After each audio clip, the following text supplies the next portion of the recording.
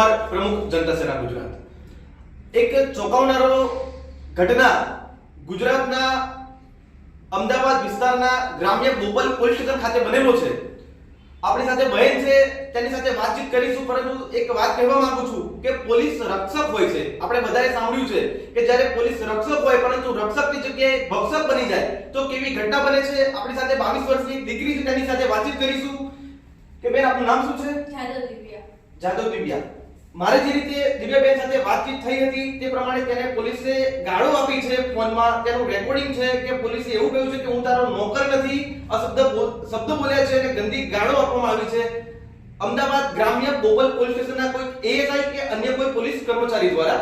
તો સમગ્ર ઘટના શું હતી અને પોલીસે તમારી જોડે શું વાતો કરી?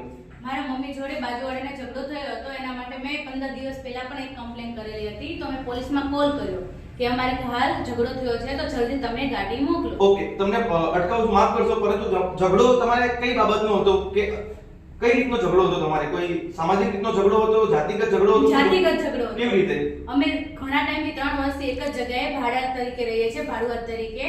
તો હાલ 15-20 દિવસથી એ લોકોને જ્યારે મહિનાની ખબર પડી છે કે આ જ્ઞાતિના છે, અમે અનુસૂચિત જાતિના છીએ, તો ત્યારથી એ લોકો અમારી જોડે ઝઘડો કરે છે અને અમને અપશબ્દો બોલે છે જ્ઞાતિ વિશે. ઓકે. અને ત્યાર પછીના અમારા ઝઘડા ચાલુ થઈ ગયા છે અને ઘરમાં આવીને મારે છે, ગાળો બોલે છે, બહુ ખરાબ ગાળો બોલે છે. ઓકે, પોલીસ સાથે જે તમારી વાતચીત થઈ હતી ટેલિફોનિક, એમાં પોલીસ વાળાએ તમને શું કર્યું?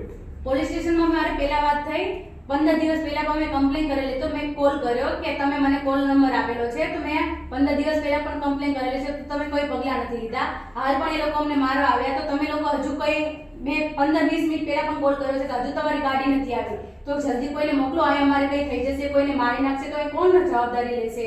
તો એ લોકો કે અમે તમારા નોકર નથી અને અપશબ્દો બોલ્યા છે મને. જી, મેં સાંભળ્યા છે અપશબ્દો. જે રીતે બેને વાત કરી, ગઈકાલે રાત્રે અંદાજે 11:30-12 વાગે પરિવાર દ્વારા મારા પર ફોન આવેલો હતો, હકીકતની મને જાણ કરી. મેં એમને કહ્યું હતું કે 100 નંબર અને અન્ય જે પણ હેલ્પલાઇન નંબર હોય એ તમામ જગ્યાએ ફોન કર્યો તથા શક્ય મદદ કરવાનો પ્રયત્ન કર્યો. પરંતુ ત્યારબાદ એવું જાણવા મળ્યું છે કે આ જે જગ્યાએ રહે છે, ભાડાના મકાનમાં રહે છે, તેના મકાન માલિક સાથે અમને કોઈ પણ પ્રકારની તકલીફ નથી, પરંતુ આજુબાજુના લોકોને જ્યારે ખબર પડી કે આ અનુસૂચિત જાતિના છે, ત્યારબાદ તે લોકોએ અમને મેણાટોણા જાતિ વિશે અમુક શબ્દ બોલીને વિભત્સ ગાળો બોલેલી છે. આ બાબતની જાણ તેમને 15 દિવસ અગાઉ પોલીસ સ્ટેશન ખાતે કરેલી હતી, ગ્રામ્ય બોપલ પોલીસ સ્ટેશને, પરંતુ તેમના દ્વારા કોઈ પણ પ્રકારની કાર્યવાહી ન કરવામાં આવી.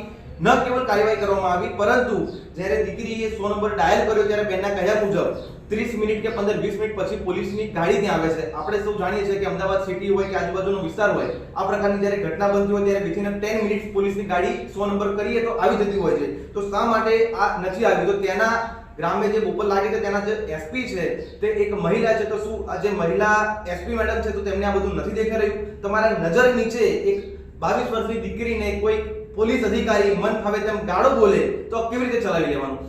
આપણી સાથે જે દીકરી છે તેના બેન, તેમના મમ્મી છે, એમની સાથે વાતચીત કરીશું. શું આપનું નામ શું છે? ગીતાબેન છે.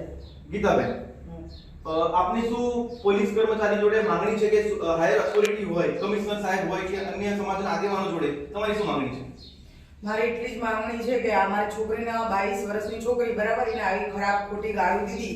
વારંવાર અમે કેટલા દિવસથી પરેશાન છીએ તો કોઈ પગલાં લેવામાં આવ્યા નથી.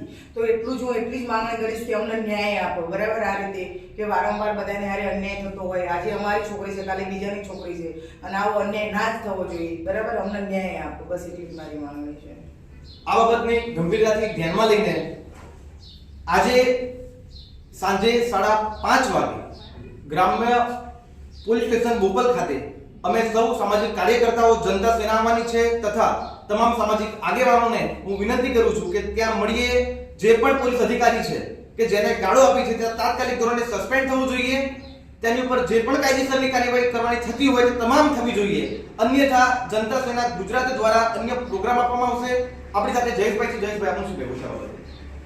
આપણે પોલીસ તંત્રને એટલો મેસેજ આપવા માંગીએ કે સાંજે 5:30 વાગે અમે લોકો આવીએ છીએ. જનતા સેના દલિત સમાજના આખા ગુજરાતમાંથી આગેવાનો આવશે. આપણી દીકરીને ન્યાય આપણે અપાવવાનો છે. 5:30 વાગે મળી બોપલ પોલીસ સ્ટેશન. જય ભીમ. જય ભીમ.